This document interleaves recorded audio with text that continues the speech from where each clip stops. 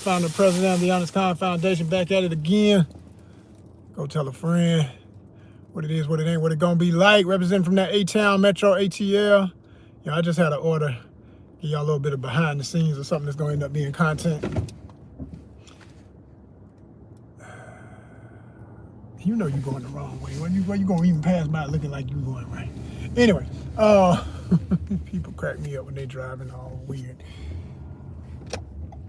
Had an order doing the courier thing that I be doing, and somebody was getting, the weather done broke just a little bit. It ain't over. It ain't never over till, as we say in Georgia, especially near Atlanta, in the Piedmont of Atlanta, the area of land that Atlanta is on the Georgia state map is what they call the Piedmont, which technically means the bottom of a hill or a mountain. It's like where it flattens out. We're down from the mountains from North Georgia, so we the Piedmont.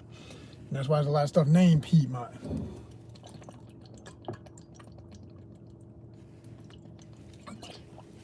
Get your water. History note. Anyway, so you gotta wait till like after Easter, and even after Easter, you may as well say up to 2 weeks after Easter before it officially gets warm. It really turns into what I call sprummer. Like, you're going to have some true spring days now through March and April. And like I say, Easter, of course.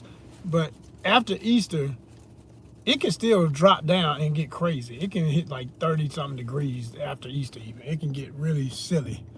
And it tends to do it almost every year. It's always going to have it. You're going to have the cold snaps. You're going to have them windy days in March that's going to be so cold. You're going to be like, the temperature say one thing. It don't matter what the temperature say. What that wind say. The wind is 10 miles per hour or faster. It's going to be just like any other chilly day. It's going to be cool. Like today is a cool day, right? Right now it is, to give you an example, it's overcast. It's 64 degrees. So, 65 feels pretty good in Atlanta. Some people just want to get naked. They get 65, they ready to run around in a bathing suit. It's like, calm down, calm down. It ain't there yet. Same person be coughing and hacking up phlegm a week later. It's just goofy. People do it every year though. Every year they do it again and again, right? So it's not quite there. You got to get through some more cold spells, but it is, the weather is breaking. It ain't broke, it's breaking. Right? It's starting to do that thing that February always does, where you get them warmish days, them days you can't believe how nice it is outside. Like if the sun was out right now, it would be crazy. It would, if it, it's 64, if it wasn't overcast and sprinkles of showers here and there, because there've been a few little sprinkles of showers here and there, and the streets are wet they're still damp, stuff like that. If it wasn't like that, man, it would be crazy. Like yesterday got so nice. At one point, I was like, damn, this really is like almost, double t-shirt weather, or at least just like, regular t-shirt and a long sleeve tee on top, which every year I say I'm gonna get me a pack of long sleeve tees, and I just, for whatever reason, I don't get around to buying them, but I'm gonna buy some. I need some, because it's the perfect thing for Atlanta weather when it's going through them transitions. It's just like, it'll keep you, if you walking and you get a little sweaty, you ain't gotta worry about the dampness getting cold when the breeze blowing, you're like, damn, just got that little, little shell, but it's still perfect and it's still nice weather, so you can walk in it with just a long sleeve tee and you good, But anyway, because the weather's getting like that, everybody who love to go fishing like I do, we start getting hyped, because we know February is the beginning. It's you may as well, you can basically say it's season again for some serious fishing. The biggest fish I ever caught in my life was in February. You heard? Oh man, I couldn't even flip the camera fast enough to show y'all that. That car is dope. That was crazy. The wrap he had on that thing was, I've never seen one. I've seen reflective wraps, but that thing had it was like green, orange, and a couple of other colors up in there all at once. And it had like some black at the back with a pattern and stuff. Looked really cool, really cool. But so my point was gonna be, what's up? My point was gonna be, I had an order where somebody wanted some fishing poles, but not just any fishing pole. So I'm trying to see if I can show y'all one. Hold on. I'm trying to mess up and damage nothing. But I want to show you real quick, just the edge of it. I can't show you the whole thing, but look at that, look at that. If you know what that is, if you know what that right there is, what? If you know what that is, all right, and whoever this was that ordered them, I joked with them in the app when I got the order. I said, they sent the right person to get your order, because anybody else who don't know about fishing and whatever, they wouldn't care if they got the right thing. They wouldn't care if they got you know, fresh bait, because they ordered some live bait too. And I said, oh man, they about to do the old school for real. They about to be on the bank with doggone, or maybe in the boat, who knows, might be in the boat. But with the old school bamboo, the old school bamboo pole, man, do you understand how deep that goes in human history? Oh my gosh. That's that original. That's that original. Strap that thing onto any form of stick, but something about bamboo, man. Bamboo just nostalgic. I can't tell you how many times I held a bamboo pole when I was a kid, you know. And trust me, I done did everything from the most antiquated primal forms of fishing to the most advanced. I done the, you know, the thousands of dollar rigs off the side of a mini yacht in the middle of the Caribbean, off the coast of the East Coast, and been in Malaysia, been in Mexico, been in República Dominicana, witnessed hand line fishing, and the brother who was my captain caught a damn like 45 to 50 pound tuna. It's all documented. It's footage you can watch right here. All you gotta do is look up ONYXCON. I mean, all you gotta do is, I got a whole playlist for my Dominican trips. You can just say, go in the playlist and go down till you see Dominican. You'll see the flag if you know the flag, and you'll know that's the one. Click it. But you'll see, you know, it ain't no false stories on it. Ain't no fish tales. It's fish facts. You understand? We living it. We living it. We done it. We're gonna do it again. How about that? We're gonna do it again. I told them, hey, next time down here, I'm gonna do the hand line. I was just annoyed that I didn't do it. I mean, the whole point is I'm supposed to catch something. This is a charter. But that's a whole nother funny story. You can watch the video and see what I mean. But anyway, but that bamboo fishing, man, that technique is. As soon as I got that one, I thought to myself, I might need to get me one of these and get out there on them this year when I do what I do. Because when it comes to brim fishing, anybody who's done it understands what I'm about to say. You will miss more than you catch more if your technique ain't just right. And if, I mean, it's so many factors like any other type of fishing.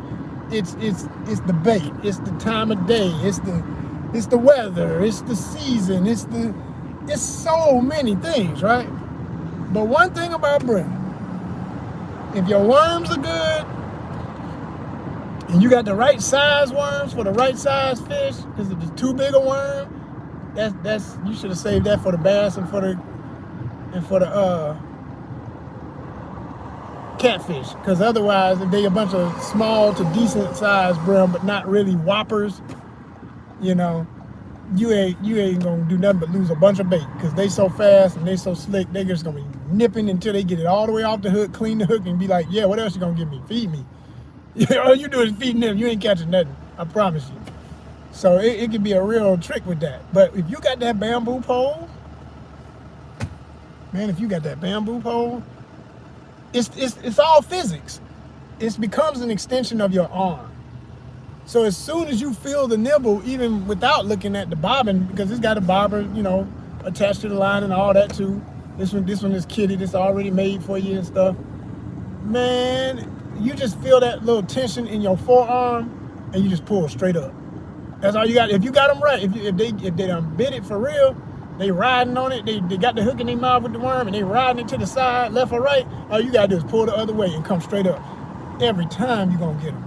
Every time you're gonna get a nice little forearm workout if you get in a deep enough hole or shallow enough. It depends on where you're at. It ain't always the same. But wherever they at, and you get a school of them, because they instinctual. They can't help themselves. It don't matter how many folk get caught, they gonna keep coming. Well, I take that back. I've had situations where you catch too much of the school, they be like, all right, man, enough is enough. This dude, he taking us out. Like, you done caught 20 of them. There's 100 down there, and the rest of them start dispersing. Like, wait a minute, what is going on? It's the body snatcher, you know. But I love me some brim fishing. It's fun, and it's for most people, it's like the first time you're gonna ever do it and everything. What's good? How y'all doing? And But I might have to get back to that type of doing it, you know, when I'm focused on just brim. Now the funny thing about it is, you just try to have your fun with the brim. Hey, everybody likes the worms, so the bass gonna eat the worms. So if anybody else is in the area, you mess around and get your arm snatched out the socket with a big fish come by with that little lightweight rig. It ain't ready for them, you know.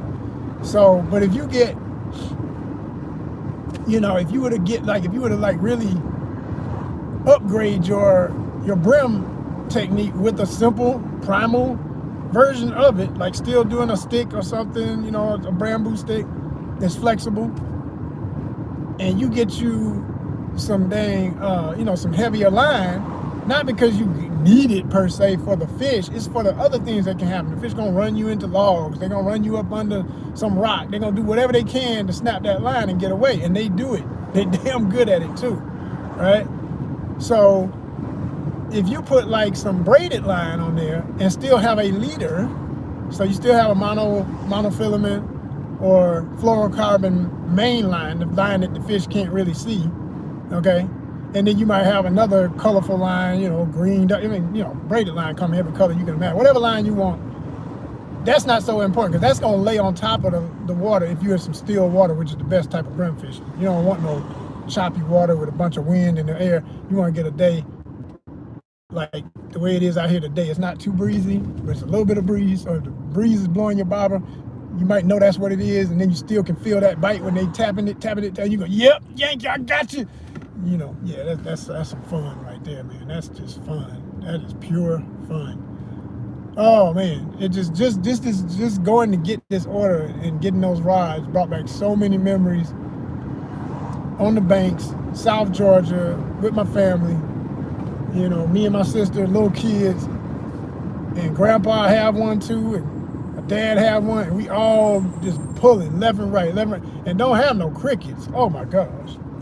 They love some crickets. Crickets and worms, man. Crickets and worms. It's just, you gonna do some serious brim fishing with that. Serious. But talking about serious, I'm gonna tell you where I really still gotta go. I keep saying I gotta do a Texas trip. Never been to Texas. And my main number one reason for wanting to go to Texas is alligator gar.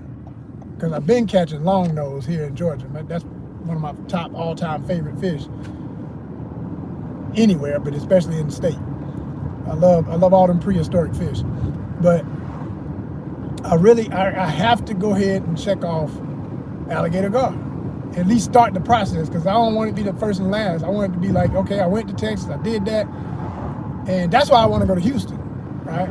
Because they got the Trinity River running through there, and they got some real nice spots about an hour to a 2-hour drive away from Houston, which I'm used to that kind of stuff here in Atlanta, where I go, there's places I go that far away to get to, you know, some good water. But I know a place that I've designated, pinned it on the map, got certification from people on the ground in Texas telling me that's the spot. You go there, you're gonna catch a gar. You just gotta have the right bait. You gotta have everything right, you know. But you gotta get your carp, you know, all the usual bait that they love. And yeah. It's a whole thing. So it's a lot of other fishing involved just to get to the fish you're trying to get to. You gotta get the carp first for the bait. So you got good cut bait. And you know, fishing for carp, that ain't lightweight fishing itself, dog. They pull like a mother sucker. I done caught some butterballs in the Chattahoochee River here. And they for something, man. They'll bite a worm too. I done been through that. Had some real good time. I got all this on footage. Everything I'm talking about, ONYXCON, outdoors, worldwide. You can look under the playlist. You'll see my adventures. You'll see when I caught various carp, catfish, everything. gar, all that. Love it. So, but when I tell y'all, I gotta do that. I gotta do that Texas trip. But the other thing about it, from the biggest to the smallest, like they say everything is big in Texas, the brim in Texas. There's a brother I follow, I'm trying to remember his name. I think it's Crappy Time. I think it's Crappy Time TV. If y'all know who I'm talking about, I forget his real name. I just remember his channel, and I know his face when I see him. Good brother. He's cool people. I like his content is always fun.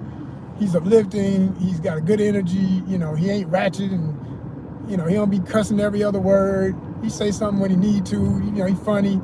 He got a brother who go out with him. That's a good buddy. He call him the People's Champ. And the two of them be just, you know, acting so silly. They have a good time. And it just reminds me of good hometown folk that I know, you know what I'm saying? real country folk that I grew up with and still know, people like that, you know, family people. So, man, when I tell you, he was doing charters for a while. I don't know if he's still doing them, but he got a place he go for them massive brim they got. The brim in Texas look like crappie in terms of the size, like how crappie, if you know crappie, how big they can get. They got brim that look like that in Texas with them big old hump heads. Like the males, they get that big bubble right above their eyes. You be like, what kind of brim are those? Like, I've seen the videos are crazy. I'm saying to myself, and they fighting like a little, you know, like a bestial. I mean, you know, the bigger the fish is gonna fight more like what you expect, right? So like, you know, they give you a nice fight. You got that lightweight line and everything on them lighter poles. Boy, you talking about a good time. You done caught like, I mean, I've seen videos. He looked like he went out with like 2 other folks. It looked like they caught 100 fish. I swear, just crazy. You know, and whatever the creel is, you know, if you don't know the words, creel is the limit on how much of any species you can catch per day in that state.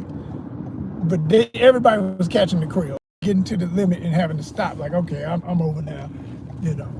And you know, and they catch it for the original purpose, and not to diss anybody, because I do both. I always say for ONYXCON fishing tournament, we say we fish for the thrill and the meal. If it's a fish that I can and will eat, I might harvest. Otherwise, yeah, I don't mind during release. I like that, like gar, I've always released. I do want to eventually try gar, but it's a lot of prep involved in not hitting the guts and avoiding the eggs, because you don't know if you got a female or a male, and the females, the eggs are poisonous. They will put you in the hospital with the worst food poisoning feeling you ever had in your life. That's what I've read. I don't want to ever feel that. So I know if you're gonna eat a long-nosed gar or any gar, they say the eggs, you gotta be careful. So, you know, that day will come when it's supposed to come. I'll meet somebody probably when I go to Texas and be like, hey man, y'all know what you're doing. I'll just watch you clean it. You show me the process and I'll enjoy the meal. We'll get all that for some content, but my whole thing is just the thrill of catching one, because that is a beast of beasts. Like, incredible fish. Like, I just watched a video earlier today. Every now and then I check in and see his content, but there's this dude, young brother out there in Texas. I think he's somewhere near Houston and stuff. I'm not sure. I know he'd be on the Trinity. I don't know what part of the Trinity River, but he was catching an alligator gar, and he caught one that was 7 foot something. He said, I swear this got to be my personal best. He said it in the video, and that's a lot for him to say, because I haven't seen him catch nothing but monsters. So, and you know, he be doing the most. He be trying to always pick them up and stuff. I always say, no, some fish you don't pick up like that. That's one of them. You don't play with no gar like that. Not no alligator gar. You can't barely play with a damn long nose. They say, most people who know gar, like I've learned them, and like I say, I have yet to experience an alligator gar, but still, I've heard Texas folks say, because they got both, they say, man, a long nose is more aggressive than the alligator. It's like the slimmer one, the smaller of the two in species, is more aggressive. And I can believe it. I know what they're talking about, man. They are no joke. You got to treat them with all the love and watch the mouth, watch them teeth. They're not playing. And they scales. I tell this all the time, because I've seen it in videos. I've never experienced it, thank goodness, because I don't be messing with them like that. I don't be, you know, I'll touch a fish, you know, I'll be like, you know, pat it up, like, look at this beautiful thing. But I ain't about to be rubbing all the mucus up, because first of all, that harms the fish. Second of all, when you messing with a gar, their scales are like diamond shaped, and the points of them flex. So if its body bends like this, like when it's like this, it's okay. You can rub across the side of it, it ain't gonna hurt. But if it does like this quick enough, and your hand is against it, going the opposite way, it's like a splinter in wood. It will slice you like a razor. And I saw a video with a guy trying to mishandle, you know, the young teenager, cocky, he thought he all that. He's like, oh yeah, look what I got here, this gar. I said, oh, this is about to be really bad. And sure as shit, it flexed on him one good time, because they go from 0 to 5,000. I mean, 0 to 100. How about 0 to 5,000 real quick? They are so still, you don't even think, you be like, is it alive? And then, boy, I'm talking about, it send a jolt through your body. It make you feel some electricity. I'm talking from experience. And that's what happened to him. He was trying to hold it, and it sliced up his arm, cut his hand, and on camera, he was bleeding. I said, that boy better get to the hospital. He needs stitches. You know, but that's the video you rarely see. Most people out here being all macho. Look at this here gar. I'm just handling, yeah, okay. All that old. get your nuts out your mouth when you're talking, man. That's a fish that can literally put you in some serious pain. Respect the fish, okay? It ain't about your testicular fortitude right now. Get over yourself. Respect the fish. Respect the fish. Understand that fish can seriously jack you up. So when I see these dudes out here just being any old kind of way with alligator girl, I just shake my head like, yeah, that's that young stupid shit right there. See, older men, we know, we don't play no, we done been hurt. We still got the healed marks. We can show you the battle scars and shit. You know, yeah, that was that time I fell off this and got a nail in my hand. And this is that time almost lost a finger. And this is that time. See, you know, you done went through enough of that stuff. You ain't nothing macho about that. That's just stupid is what that is. But you mean young, can't nobody tell you. There's gonna be some young folk listening to me right now like, oh, what's he talking about? I'll do it. Yeah, okay, yeah. Let me know how that went for you. You know, put your finger all in front of a gar and dare it to bite you. And play with it. Go ahead, do that. Just send me the video of you yelling, oh, that's the one I want to laugh at with your goofy ass. But nah, y'all, seriously, be safe, man. I mean, it's that time. It's like we all gonna be getting out here if you love it and you like fishing. But no matter what the species is, like all fish generally have a way of defending themselves. You got to know how they can poke you, bite you, stick you, just bacteria-wise, man. Like a little bit of bacteria will do more damage than any cut. So just, you know, be real. Like, you know, when you're packing up your bag for fishing, put some peroxide. I keep peroxide in my fishing bag. People might say, what you mean, what for? So as soon as you get cut, you putting something on it so you don't end up with an infection. Hell yeah. Yeah, y'all. So like I was saying, it's about that time. It's starting to look right. It's starting to feel right. You can tell it's starting to get to that point where, yeah. I mean, like I say, right now is a good time to go fishing for some of the things that I know are biting even right now. You know, because they get hella active in spring for sure, or anything that's spring long enough, days wise, they go into the spawning, you know what I'm saying, prepping to make more fish for the next few years, for the ones that survive, don't get ate, don't get caught, what have you, you know what I'm saying. But yeah, they go into the spawn, and that's the other reason why, you know, I do catch and release in some places. It depends on where I'm at and what I'm dealing with. Like some people, they get too, I always say, it's funny to me when people get emotional about the whole catch and release thing, because they got this fantasy that they are the ultimate conservationist. Yes, if you are in an area where everybody's fishing for the same type of species and you're exhausting the population, yeah, that is definitely something to exhibit in those places. But if you, like, right in Georgia, everybody, you know, because the South is just a whole thing all across America, but largemouth bass, right? And I like bass. I ain't got nothing against largemouth. I mean, I will always have a nostalgic thing about largemouth and white-tailed deer and all that, because my dad hunts fish, and those are the two things at the top of his list, like most hunters and fishermen. I think of both of them species, I think of my pops, you know what I'm saying? So it's like, it's always gonna have that nostalgia to it.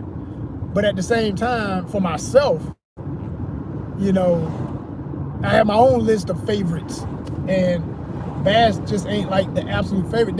They're just reserved to be their own level of, like I say, it ain't no like number one or number two. They just over to their side by themselves, like nostalgia. Just in the category of nostalgia, there is bass and brim too, and crappie, but mainly bass and brim, because even though I've done my fair share of crappie fishing too, I did more bass fishing and more brim fishing, you know what I'm saying? And plenty of catfish too. I love catfish, you know?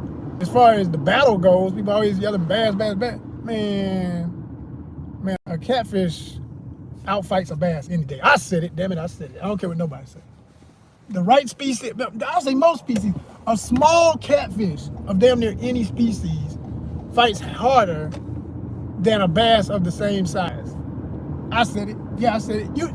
A channel cat, a 1 pound channel cat will out tug a bass. Now, will it jump and all that other good stuff that we love that bass do? No, it ain't gonna be an acrobat and try to toss the bait, you know, if you're on a lure and all that. And a catfish is a little less likely to bite a lure, but I have caught I've caught channel cat on lures. Yeah, sure have. Yep. And I'm talking everything from crankbaits to Texas rig worm. You know, yeah, I'm talking the talk for all my anglers out there who want to. You ain't lived, because I have. And what you did in your area ain't what's going on here. Everything bite different. The amazing, the unexpected does always happen. Trust me. So, no, I love all these fish I'm mentioning, but I had to say, like, you talk about, you know, the tug is the drug. Man, catfish is the truth. I call catfish, they're the sharks of freshwater, straight up. Like, that's the level of fight they got in them. They gonna make them muscles in your arm you forgot you had flex. And that's when that's my turn on. That's when it gets I be like, oh yeah, baby, talk dirty to me. that's when we having a dance. You know what I'm saying? It ain't even no fun until it feel like that. I mean, I ain't gonna say it's no fun. It's always fun from a brim to the big fish. But I will say I get more excited and more into what I'm doing when I got a battle with a beast that literally, like, I'm serious. Like, you know, you get the right, like a gar. That's why I say I love gar so much. You get a gar or a channel cat in the Chattahoochee River where they grow to be monsters on the other end of that line. And your forearm, you know, you pull back and they pulling the other way, and every one of these muscles in that part of your arm start flexing. Not the ones that always flex. You know, you be drinking some water and they flex. But I'm talking about the other ones start. You say, God dang, and you feel it to your bone. Now your ass fishing. now you fishing. I'm gonna tell you all the fish that made me feel like that. Blue catfish, biggest of my life. 24 pounds, 7 ounces. I'll forever yell it until I beat it. I want to beat it this year. I want to go somewhere saltwater and knock it out the park real quick, because that's impressive. But hell, come on, you know, 50, 80, 100 pound plus fish in the ocean all day. So it's way easier to beat a record, you know. And I prefer saltwater fishing. I just don't live near the ocean, you know. Some people get frustrated to hear you talk that because they know either they ain't got no ambition to be nowhere but where they at, and they inland, and they just, you know, resource wise they might be limited. Hell, I'm limited, but that's my passion, so I'm gonna figure it out. When I get my finances right, I already know I have to retire somewhere in the tropics or something. It means too much to me. The weather, the women, the fishing, all that stuff. I need it. I love it. You understand? It ain't you know, it's nice if you can visit. No, bump a visit. I need routine exposure to this way of being. This is my heart. It's a part of that speaks to my essence, my soul. So I love it. Absolutely love it. And so you know, when I caught the last shark I ever caught, which I ain't caught many. It may have been the third shark I ever caught in my life, but it was the biggest shovelhead that was 15 pounds. And this is off the Georgia coast. That fish, again, these are those fish that when they hit that line, first they hit hard as hell. You feel it through the pole. It's a sledgehammer. Every turn of the head, every head jerk, you feel it in your arm. You start feeling it through your body. Like, you ever watch a good fishing video and every fisherman said the same thing. After he finally land the fish, they be like, I'm shaking. Look at my hands. You know, I'm shaking, guys. I'm shaking, everybody. Oh my gosh, I'm shaking. Yeah, I used to look at that and be like, damn, man, you might need to get your heart checked. Why y'all all shaking? I had not really experienced it yet. But when I caught that thing, that 24 pounds, 7 ounce, and then after that, later on, I caught another blue cat that was a solid 24, just 24 pounds solid. Those two fish, but especially that first one, man, it ain't nothing like that way them fish fight. Them heavier, and sometimes they ain't even that heavy. That 15-pound shark was slim, but a shark, just a shark, man. All sharks they are pure, not just muscle, it's tight muscle, it's hard, they like, man, I'm talking about they flex is so serious. You're gonna respect that energy, you're gonna respect that turn when they turn, and that line going another way, and you going the opposite way, and it's a tug of war, man. You're gonna feel that in your body. You're gonna feel that and say, damn, okay, I thought I was ready, but whoa. You know, it's that kind of stuff, you know? Anyway, I need to be going. Which way was I about to go? I need to go this way. Yeah, okay. Yeah, that thing, it talk to you different, man, when you catch them monsters. So I love it. I live for that when it comes to fishing. That's my favorite type of fishing right there. Something that's really gonna, speak to your whole musculature, and you ain't gonna never forget them because they're gonna take you through too much to get it on the boat or on the shore, wherever you're fishing from. It's beautiful, y'all. It's beautiful. I can't explain it to nobody who ain't never done it, but for those who do it, y'all every word of what I'm saying, you just nodding. You just say, yep, for sure, yes sir, all day. That's it, because that's it. You gotta know it to know it. What I'm talking about. You can't explain some things to some people, man. It's if they're not into it, they're not into it. But when they into it, they get it. They understand. They understand. So yeah. Just the weather changing a little bit. That's the first thing going through a lot of people's minds right now. They like, man, I gotta get ready for the season. It's about to be that time, man. It is that time. Like I said, if you want to do a blue cat fishing situation, I know places on the Chattahoochee right now. All I gotta do is wait for a day where it ain't gonna rain, so it ain't gonna be muddy on the shore. And my ultimate dream is to get to the point where I got a boat. I've always wanted a river boat, and not no little John boat either. I want a center console. There was a boat that messed my head up, man. It made me say, and I got this in a video. It's one of my videos. Y'all can go back and watch that. But I visited the Bass Pro Shops. Not that famous video where I went to the one in Memphis, the big pyramid, which is the best one. I mean, that's insane. That's the best. That's the most phenomenal thing in Memphis I saw. I've only been there once, so I can't speak of other stuff, but I do know that is incredible.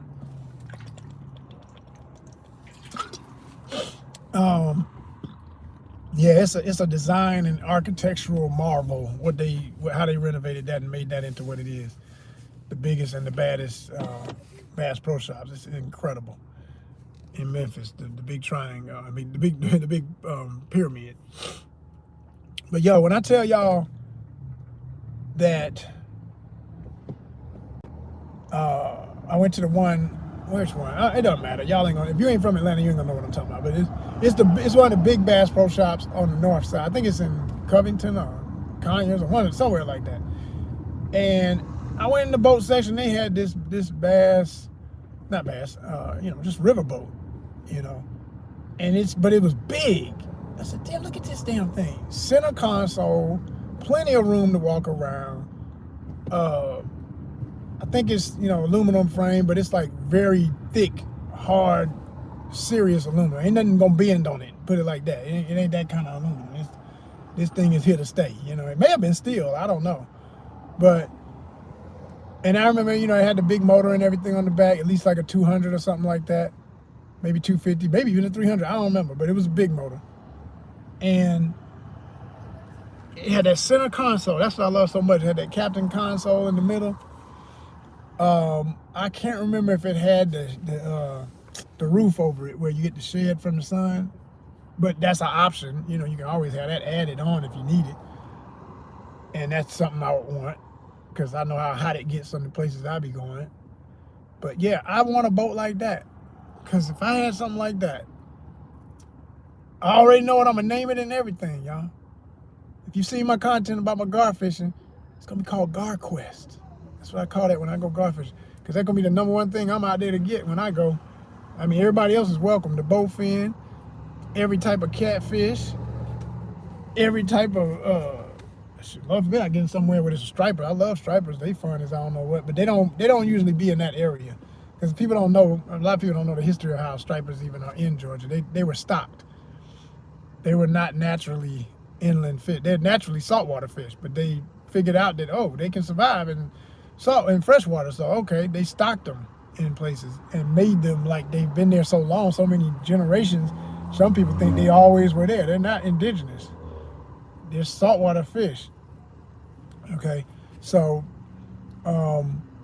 in some places, like, coastal regions, they might come into the river systems to spawn, but they going back out to the ocean. They might do a thing like a salmon and come inland to spawn, but they go right back out to the ocean. So places where they're landlocked into these big reservoirs and all this kind of stuff like that, or part of a river system that they never were a part of, like, the Chattahoochee River system, that's not what they weren't always there, is my point. I just want to make that very, very clear for those who need to do, and do the research, because I'm basing mine off memory of research saying that. But anyway, you know, those are all fun fish to catch, and if you got a boat, you're gonna get on them a lot better than just on land. Because there's places I know right now, man, if I had a boat, oh my gosh, when I get a boat, I always say when, because the day gonna come. The day will come. The day will come. We're gonna be doing some things. I'm telling y'all ain't seen nothing yet.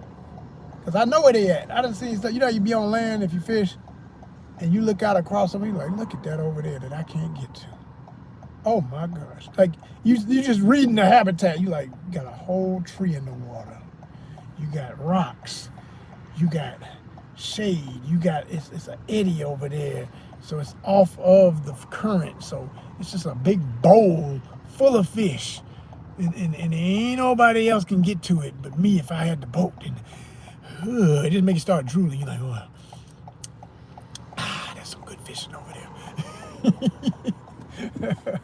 But only people who fish understand that. Everybody else be like, what's wrong with you? Why is that such a big... Well, what's wrong with you? Why you... See, the thing is, I'm into so many things that other people might be into. I relate to it on a lot of levels. Like, people talk about the sneakers and stuff. And I admit, the way some of y'all who are serious sneakerheads, y'all would act the way I'm talking about fishing. I ain't that crazy about a sneaker. It's like, it's cool. It's nice. I mean, I always say, like, when I see people talking about, man, $100,000 for a shoe, I'm like, to do what? Am I going to put it on display in a museum and get the money back from people coming to visit it and paying a fee to get in? Because otherwise, that don't make no kind of sense to me. But, you know, again, it's what you want in life. I get it. If staring at that one thing, knowing and being able to beat your chest and throw it in the face of other folk who collect like that to say you got it means something to you, cool. Like, whatever makes you happy, right? And y'all all in agreement that this is the goal and we're going to do this. And like, I was watching Fat Joe today talking about his collection versus other people's collection, which I've seen a lot of videos about him about that, of course, because, you know, because I do sneaker content, you get that. It's going to pop up. All the legends who have the biggest collections. And then there's this other guy, I don't know his name. He looked like he might be Latino. Chubby guy with a lot of tats, like full sleeve arm tats, long hair and a big ponytail and stuff, bearded. If you know what I'm talking about, you know what I'm talking about. But there's a video out that only been out maybe a week or so where he's interviewed by the kid who runs Got Soul, which shout out to Got Soul. They came through Atlanta, had another successful show. I didn't hear anything bad about it. I assume it all went well and everything.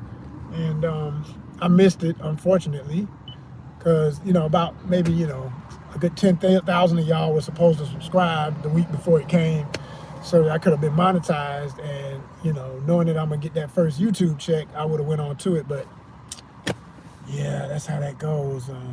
Oh, did that make you want to push the button? Okay, thank you. Appreciate that. Subscribe now. Thank you so much. Really appreciate y'all being considerate of how this content gets made. It does take money and time and resources, you know.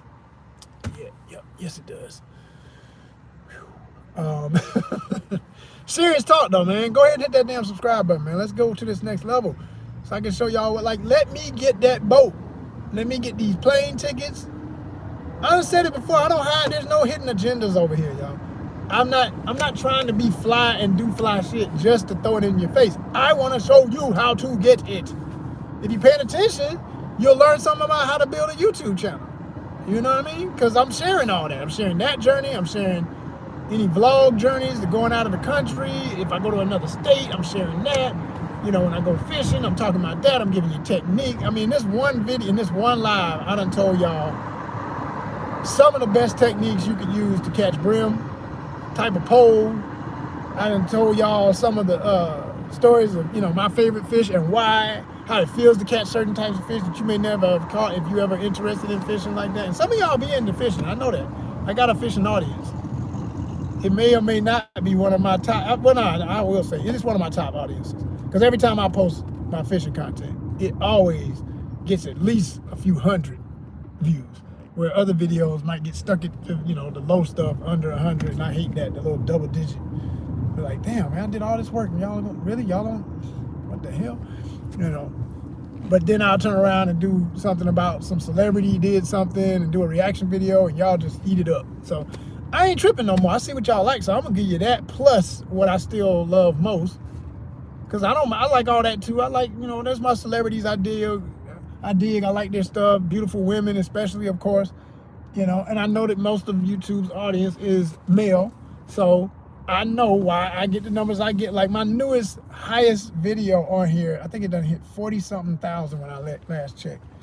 But it's the one I put up the other day, or last week or before week, about Tiffany Haddish telling Steve Harvey that they had history and he had forgotten all about her. He had kind of disrespected her one time, and she checked him in a funny way. That video done hit 40,000 something. I said, man, it never fails, man. Pretty woman, always a part of the formula. Celebrity, guaranteed part of the formula. And just relatable moments of people feeling like, see that, see what you get, you better learn. People love that shit. They love it. Yeah, y'all. Yup.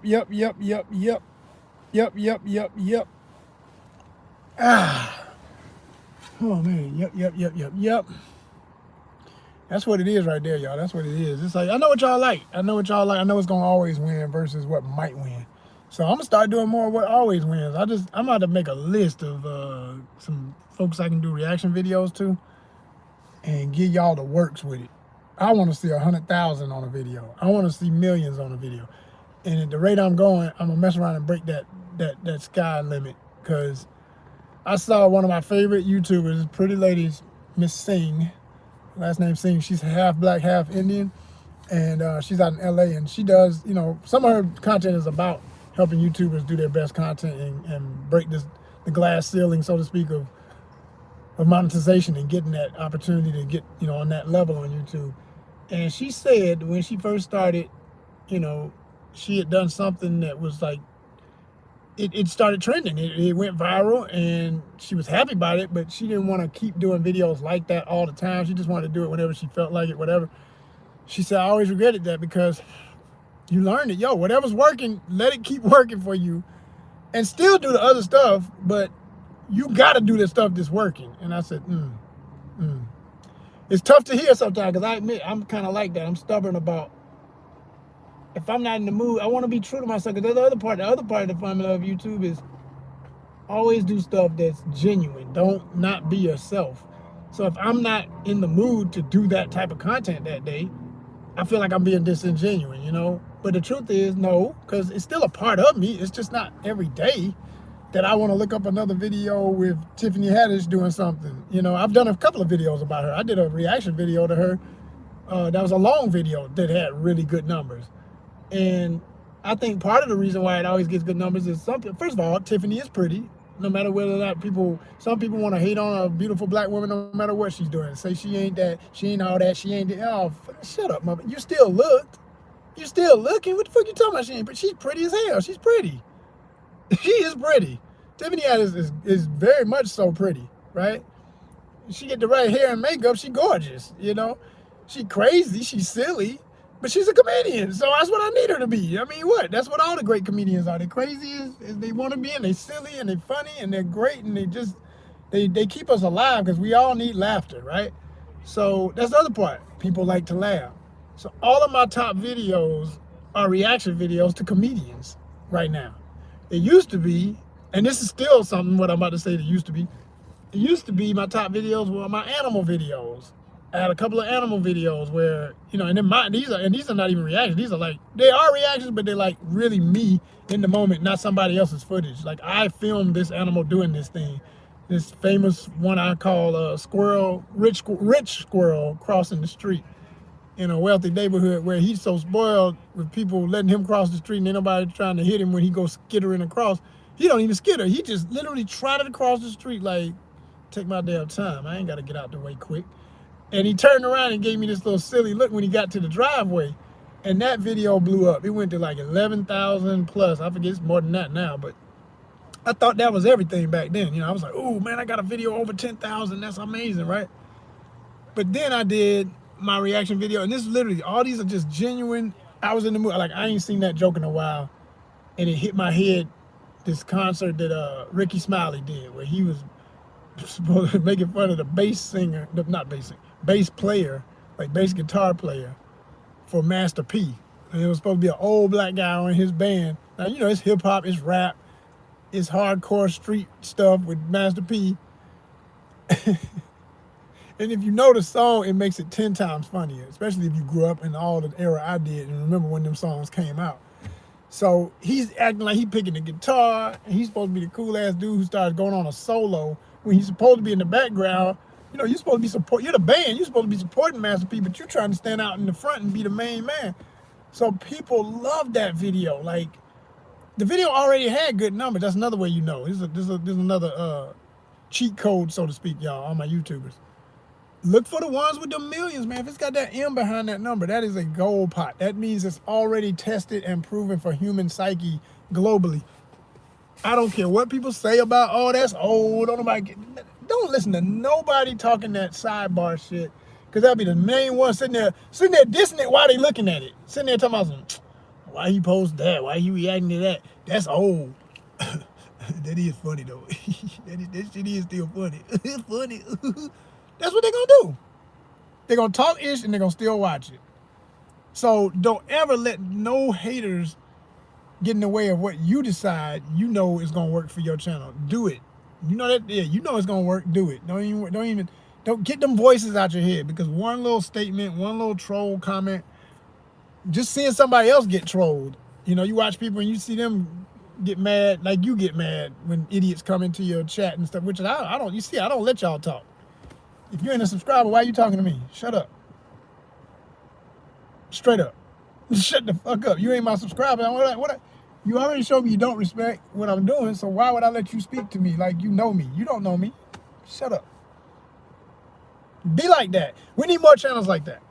Because the problem is there's too many people that don't do that, so everybody thinks, oh, you know, that's the culture. Like I told you, ain't no one culture, man. I do it for the cultures.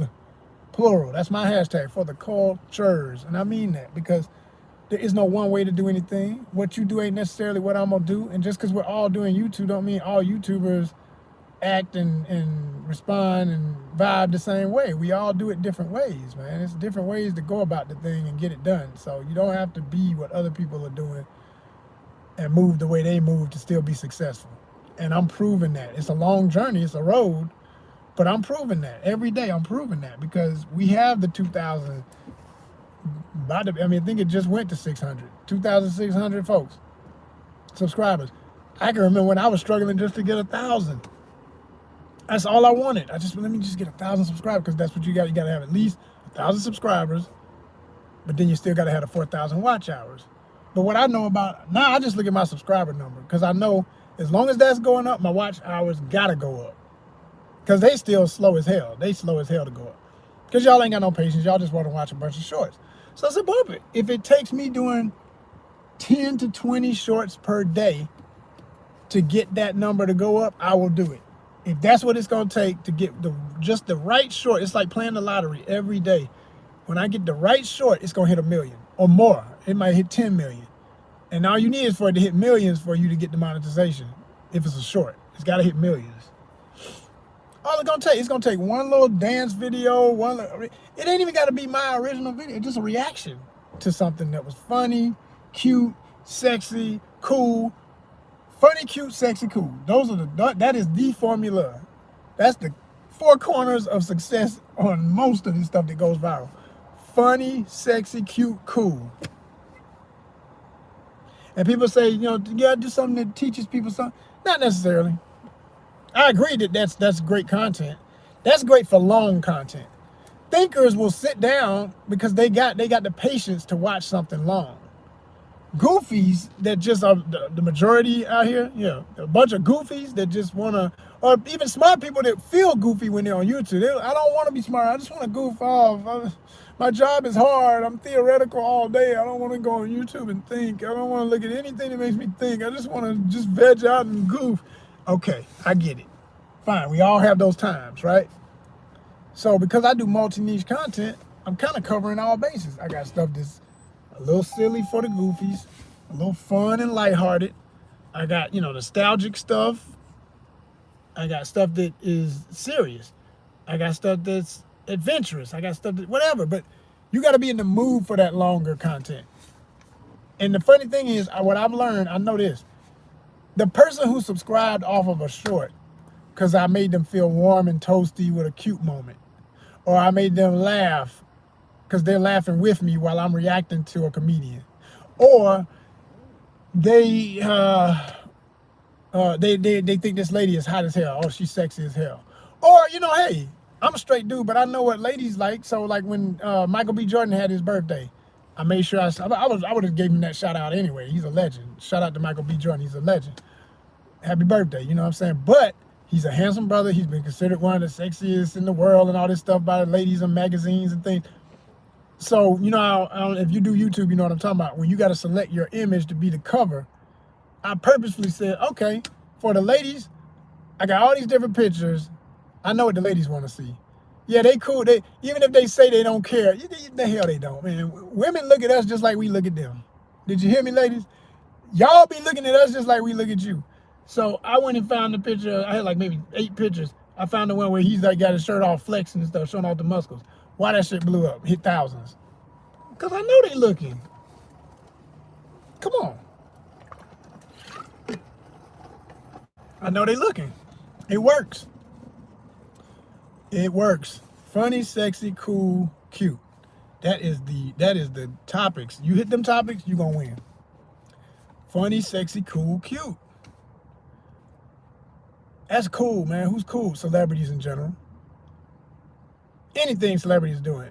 Even if people don't like them. I don't like, so it don't matter. It don't matter what the fuck you like. The reason they are called a celebrity, enough people think they're cool and like them. They like their singing, they like their dancing, they like their interviews, how they conduct themselves. They like that they're helpful and they're friendly to people. They like that they got high energy. They like that they're crazy, but they're funny when they're being that way. They like that they are smart mouth, but they're not an asshole. They're just kind of trying to be exaggerated for it. Or maybe they are ratchet and crazy and all that. And that made them famous because a lot of people relate to that because they don't want to be no other kind of way. Whatever makes them cool, because everybody's definition of cool be different. Don't mean it's functional. Don't mean it's functional. Whatever you say is cool does not mean it's functional. But if most people think it's cool, it's gonna win because there's gonna be a big audience for it. It's built. It's already built. All you gotta do is, it's like freaking.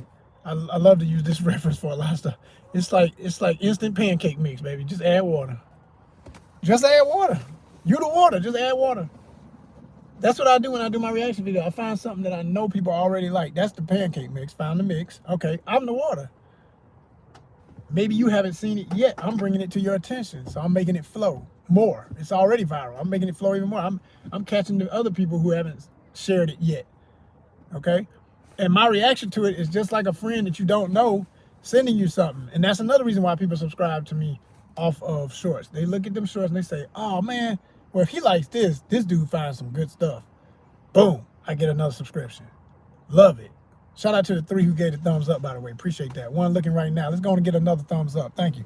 You know what I'm saying? But that's the formula right there. If you do that, you'll look up and see. They're going to keep coming. They're going to keep coming. And then they're going to tell their friends.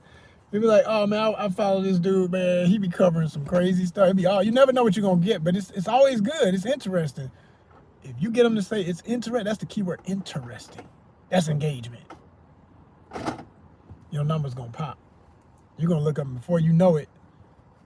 Like, let me tell y'all why I know what I'm saying is starting to work. I'm able to speak with a sense of confidence about it now. I used to say, I hope that's what it is. I'm not sure, but we're gonna see. I can start speaking with a little bit of confidence right now. It's been a week, and we've gained 100 new subscribers. 1 week, 100 new subscribers. That right there is so golden to me. Y'all don't understand. I'm so thankful for each and every last one of y'all who made that happen. The ones who became that, y'all are the reason for the season. I'm telling you. You're the reason for the season, people. Because for every one of those people, that's 100 people. Do you know how long it takes somebody who just starting on YouTube, or even if you ain't just started, just you get to these points where it's like you're in a rut, like you can't get the number to go up on anything you're doing. You put out the best videos you ever put out. You're doing everything right. And you're like, what the fuck is wrong? Why can't I get these people? Why they ain't, what? Is it me? If is it somebody? You get all into that. I done been through them stages. You're always gonna be asking like, well, what I gotta? All you gotta do is keep doing you. And the more persistent you are, and the more you post, you gotta do a lot. You cannot do a little bit. You gotta do a lot. It's every day, like they say. That part is more than true. Every YouTuber says you have to post every day. And until you're monetized, and even once you're monetized, till you got an audience that you kind of know your audience to know how they're gonna react to when you take a break, you might not be able to take a break for a minute, even after monetizing. You might have to like, yo, you still gotta post every day. And there's nothing wrong with that. Depending on the business of your life, that I can see. I'm just lucky that the kind of situation I got right now, and even that I might have in the near future, I'm gonna still make time. I try to make sure whatever I gotta do does not interfere with this enough to make it where I'm not doing it. I put in too much work. I gotta see it through. I deserve it, and damn it, I'm going for the goal. I'm going for the gusto. I want to see this thing become its own, stabilize itself. Like I could literally be all right off of just YouTube if I had to be. That's the goal. So I'm not gonna stop. I'm just gonna keep posting. I'm gonna keep making it happen. Every single day I gotta put some good stuff up for y'all. And like I say, I have multiple audiences because I have multi-niche content. With multi-niche content, I ain't gotta worry. If one of my audiences drops off for a minute because they bored, because oh man, he ain't posting no shoes in a minute, I'll be back. and the real ones ain't going nowhere. If they fair weather, I'll tell you, I don't like fair weather followers because they on some bullshit anyway. They're not genuine in why they follow from the beginning. Those are kind of people who they don't commit to nothing in life. So why would they commit to your channel? It ain't in them. It ain't in them to do it at all, right? But people who find a good thing and know, man, let me be loyal enough to get what about this is really helping me or satisfying that part of my life. I want that. I want to see that every day. I want to see something like that. They'll subscribe and they know, okay, every day you may not have something, but he gonna have something, so they'll come back. Those are the ones who gonna visit again. The other ones, they just did it they swiping, they scrolling, and they saw your stuff and they thought, oh, this is kind of cool. Okay, I'll subscribe. They forgot you as soon as they hit the button. Thank you for the subscription, but I need you to come back and watch something. That's fair weather. They ain't coming back. Those are those people who, like they say, addicted to the dopamines and endorphins and everything you get off of social media. That's all they looking for 24/7. So whatever you did that made them subscribe was just enough to get them hyped that day. Like, oh man, that was the coolest shoe I ever saw, or I never heard that joke that Kevin Hart told, and that was funny. So I like that reaction video he did, and oh man, he's got some funny facial expressions when he does that, And I know I got a lot of folks. I can tell you all the time, I'm not trying to have, this ain't this is a grown folks channel. My channel is made for adults. Every time I post, there's a button here by law that YouTube asks you, is this for kids or for adults? And I say for adults. Every time. I don't care what it is. It could be a toy, because adults collect toys. Hell, I'm one of them. I haven't collected, I haven't bought anything serious in a while. I haven't bought nothing that was $20 or more in a while. I bought some Hot Wheels here and there, and the reason I even got back into collecting Hot Wheels a little bit, and I say a little bit, like I could count them still. I think I might have 20 something Hot Wheels. You know what I mean? And I bought them because the designs were just so cool. But what got me back into them was my little nephew. He loves anything automotive. He loved cars. Ever since he was little, he was always into cars, right? So that was an easy toy I would always buy him because it's affordable. You get the little $1 to $2, maximum $5 small ones. And then everybody else who had, they getting all that big money, they buy him all the other stuff. I'm like, that's nice. Uncle gonna show out one day. I'm gonna get my money up and I'm gonna buy him his first car, but we'll get there when it's time. But in the meantime, I got these little Hot Wheels for you. So as I'm buying Hot Wheels, I say, man, some of these things are cool. So I admit, I started being like, no, I can't just give him one. I want one for me. So I buy him, he get his, I get mine, I get the same little car or whatever. And it's just cool to look at. Like, I keep them, as anybody who collects stuff, some stuff it becomes decor that you interact with versus a vase just sitting on a shelf that never gets touched. Like, as soon as it gets placed, it's just there until forever. You know, the person died, it goes on auction, and yeah, it cost this much, whatever. Okay, great. But damn, did they ever, other than looking at it, did they ever touch it? No, no. It's so precious and it's so fragile, and I don't want nothing like that. I like stuff that if I drop a Hot Wheel, it don't break. I can pick it up, you know, put it back on the shelf, put it back on the table, and look at it again. It's gonna be just fine. Get dusty, wipe it off, keep on trucking, right? But I got a few. And I like to think the ones I got are pretty unique. I might show y'all one day. I might do a little, here's my collection of you know, some Hot Wheels that I got as a grown guy who still likes objects that are cool, that are nostalgic, that are design marvels. This is art. This is literally like a little model of something that can be made into something you could actually drive, you know. And that's been shown so many times that that's possible. So I like that part of it. And that's what made me start, you know, dabbling in those and buying them. So anyway, as I say that, I look over and I see somebody just giving me nostalgia about being an uncle. I see this lady with her little boy on her lap, and he's sitting in front of the steering wheel acting like he's driving. Like, that's what we do, boy. We that age. Ain't nothing better than getting in that car and acting like you driving the car. But anyway, so I did what I did with that, and I've always had, you know, other toys that I have been on display since even like college and stuff. But that was when I was really, after I left college, I was like, I always wanted to get that collection of like the 12-inch figures, G.I. Joes and stuff. That's what I started collecting, especially. I had a bunch of them. And Star Wars, I still have a lot of them. And I'm very proud of those. So those are things I probably would never sell. That's just for me to, you know, always see and feel proud of. But I'm getting to the point too, I also want to collect, I've been wanting to collect those art statues. Like, I'm talking about the real nice things that, you know, the small ones go for anywhere from 200, and then the average one on the bigger ones go for 2,000, and then the really big ones get all the way up to 5,000 and 10,000. I'm like, damn. But everybody I watch on YouTube who's serious like that, when they do those, like, talking about their whole collection and how much they think it's worth, they usually say they've spent over millions, and sometimes anywhere from $1 million to $5 million on statues. So I'm like, these dudes are millionaires. Okay, anybody just, oh yeah, I accumulated this over years, but I'm not really rich. Yeah, you are, but you good. It's okay. Some people got it like that. I want to get it like that. Why not? And when I do, like when people be designing their podcasts and having those at-home studios and things, or even if they rent a space and do a real show enough studio and do a podcast, like, you ain't seen a room yet. I got some room ideas for your ass. You will be like, ONYXCON is the bomb.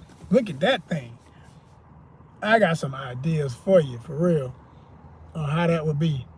And yeah, all that's coming. I mean, I'm at a point where I feel like, I used to feel like when you talk about your great ideas, you want to just keep them to yourself, What I've learned when you get older, it makes sense when you're younger and you haven't tried to do any of those things. But see, I've actually accomplished some of the things that I used to just have as ideas. They were just ideas, and then it actually happened.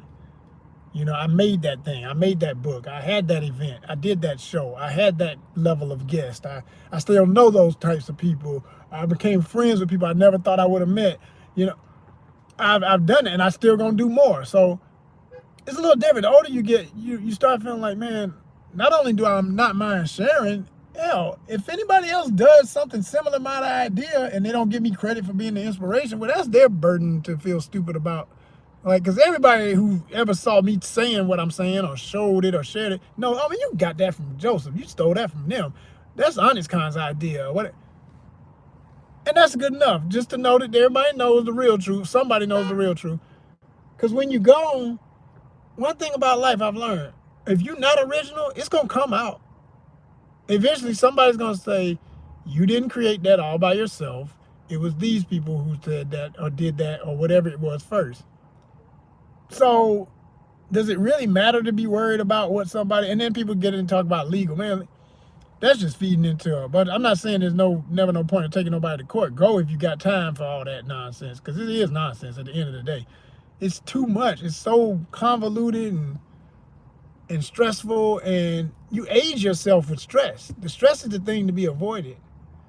So why bring stress to your life? I look at it like, look, man, If it ain't harming me directly, physically, or my health, or causing me, like, you know, it could really, if it's causing you anxiety to the point it's messing with your physical, mental health and stuff, okay, yeah, take food to court. But hopefully that won't give you more stress mentally and physically and all that other. So it's better to just keep creating than to worry about that. Like, because it does take pieces of your life away doing it like that. And you know, especially if you still got to work and take time to deal with the legal stuff. And man, that's too much. And I'm speaking of people I know who dealt with that. And then I've had my own light touches with having to straighten somebody or threaten legal, and luckily it never got to nothing. But just to even have to do that, it's stressful and it's tiring and it's so damn.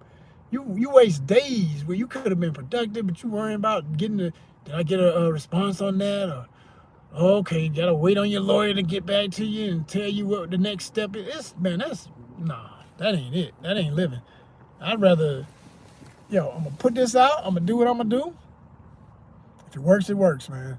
Somebody want to try and be trifling and steal an idea or whatever, they'll never make what I had in mind. They will never match my energy. What you have is so special. It ain't been made till you did it. That's it. Nothing they do, no imitation of it will ever be you. Ever. ever. Yeah. Somebody needed to hear that today, so there you go. And what I need to hear is, where the hell is this order I've been waiting on? Because I've...